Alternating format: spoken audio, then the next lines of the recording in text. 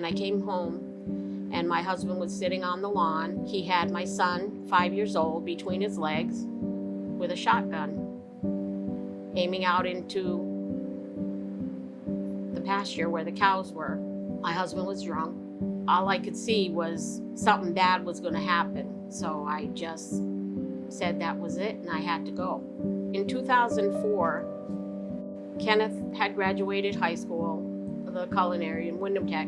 We were talking about how nice it would be to own a little restaurant. I put my house up for second mortgage and got a lot of credit cards and went over the limit. We got the shop.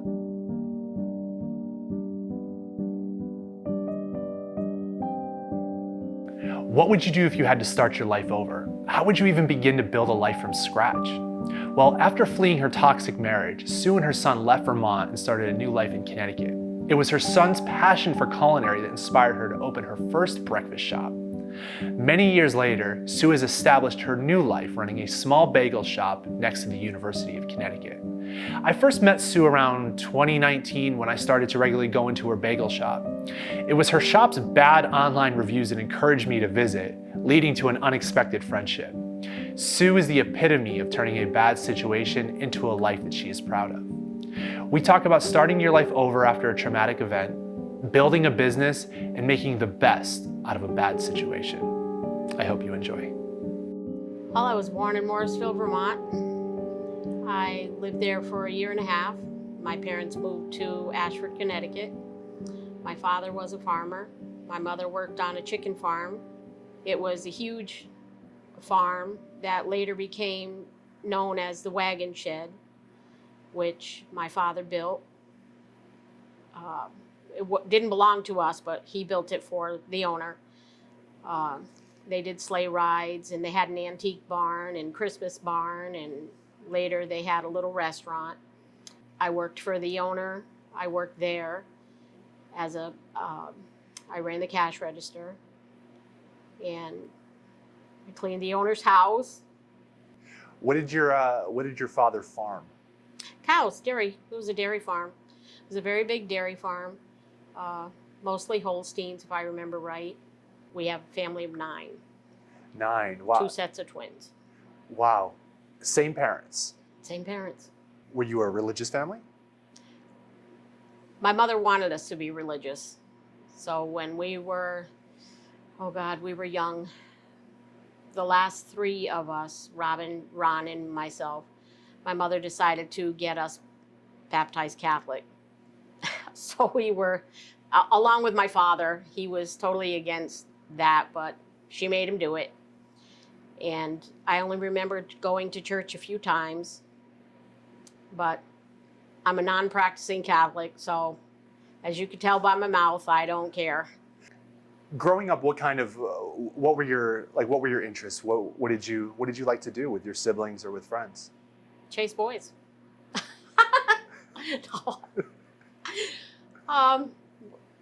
We did a lot together. We used to go shopping and just everything. We went fishing and snowmobiling and all kinds of stuff. You know, when you were younger, did you have an idea what you wanted to be when you grew up? I wanted to be a tractor trailer driver. Why? And I just loved the trucks. But now I am afraid to drive anything bigger than my car. You know, I don't feel safe in something that big. So I just feel like it takes the whole road. So when you're up there in the seat, it's just like you're going to push somebody off the road. So then it was really cool when you were little. That's what I wanted to do.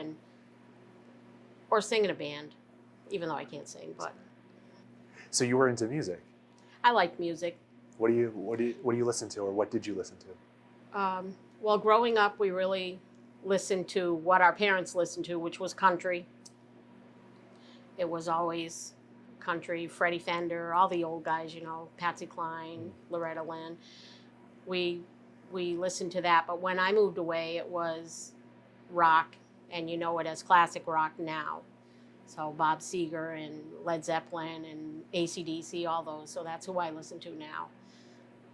I don't really listen to country now because it brings back too many memories. It makes me want to cry. So I just, if you ever came into the parking lot, probably at 4 o'clock in the morning, you would see me dancing around the shop to Chubby Checker. So yeah, just because.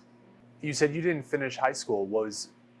Did you just not like school to begin with? When you're growing up and you're bullied a lot, not so much bullied, but more like, I don't know what you want to call it.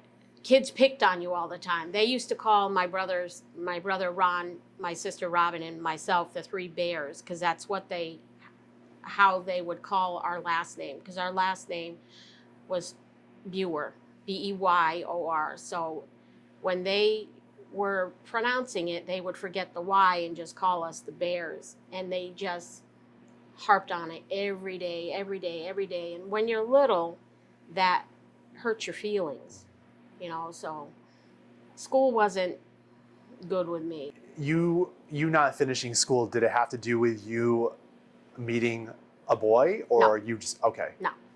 No, I didn't meet him until the summer before I moved. So I met him in the summer of 78, and I moved in the fall of 78 to Vermont.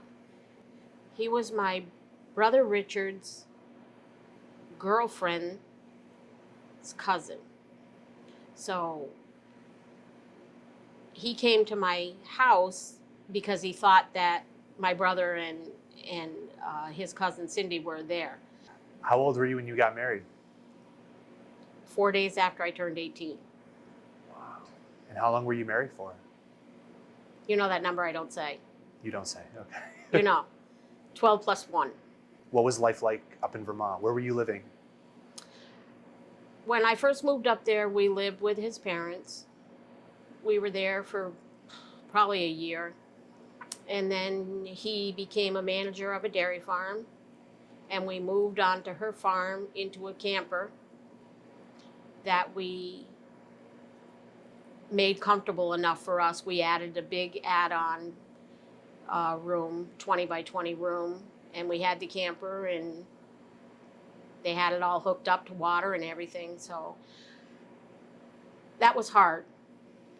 Living there was very hard. I mean, Robin and her husband used to come, and they used to stay there with us in the camper. We had a futon bed in the room, and they would come there. But those years are hard for me because Robin and her husband and my husband were heavy drinkers, and I was not. So they would all get drunk and so forth, and I was like left in the background because I didn't party like that. I could have a beer maybe and then be okay with that. I don't need to get stupid. Yeah. So that time was very, very hard. That's actually the reason why I ended up leaving my husband. We had 2 kids. Our first was a daughter, and she was born through malpractice. And she ended up quadriplegic with cerebral palsy. She could not do anything on her own. She had 24-hour care. She was in a respite. And then my son was born. But he was born less than a year after her.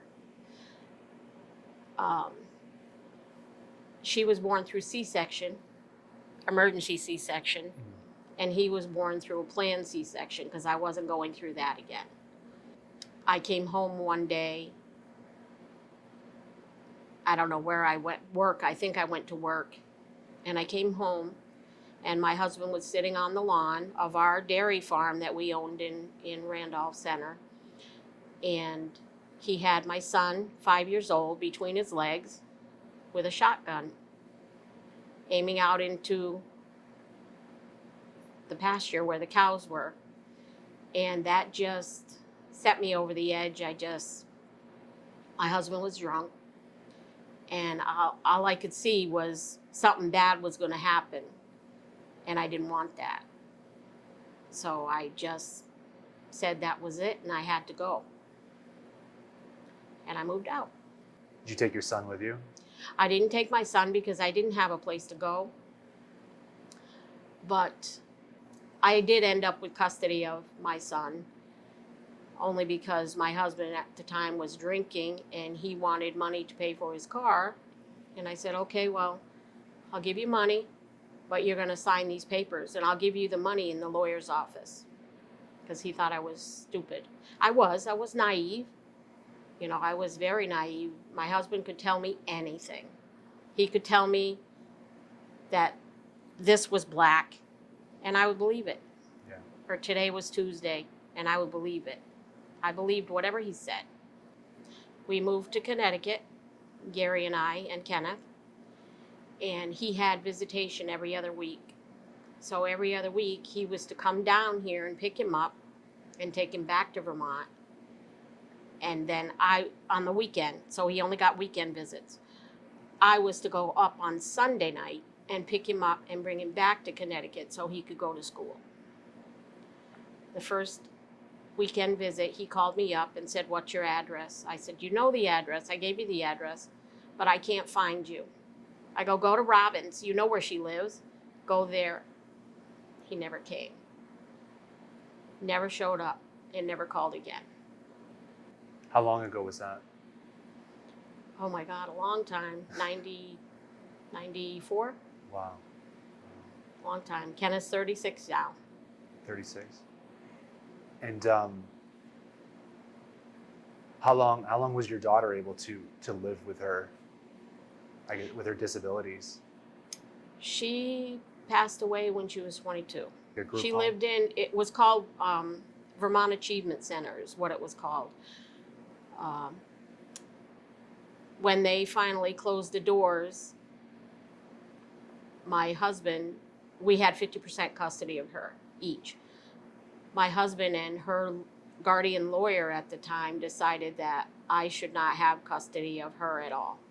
So they took all the custody away and they put her in a foster home. And then 9 months after she passed away, I get the phone call saying she passed away. I didn't even know. After we found out that she had died, actually my ex-husband called me and told me, Kenneth and I went and found her grave. Yep, and it's far from her family. It's quite a ways from her family.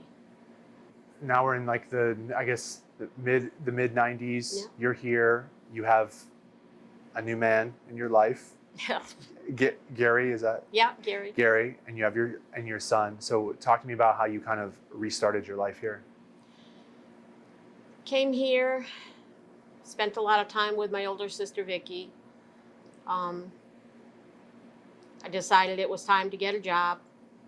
So I went and applied. She applied too at the same time at what then was known as Warren Corporation in Stafford. It was a textile mill.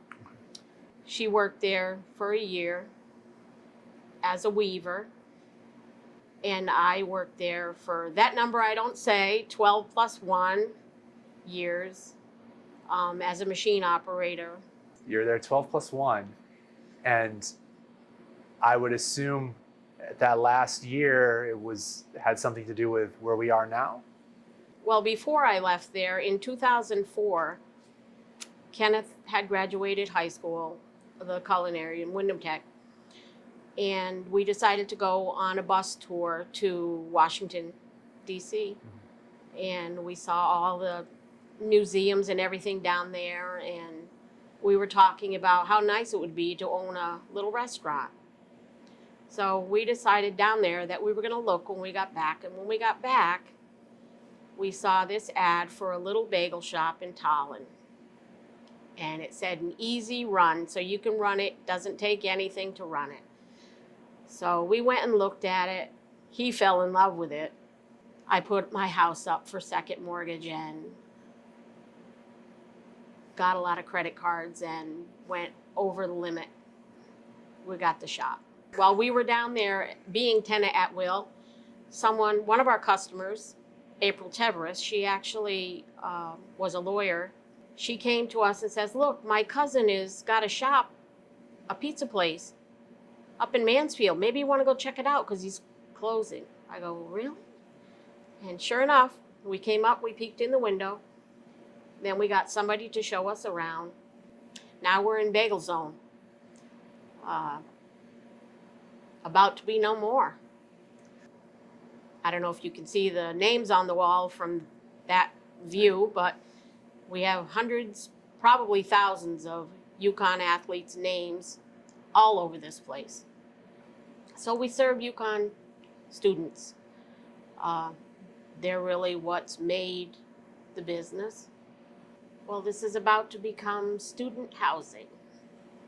So there's going to be 7 student housing apartment buildings and a 5-story parking garage here on this 23-acre parcel of land. We've searched everywhere, high and low, for a spot. This week's been very hard.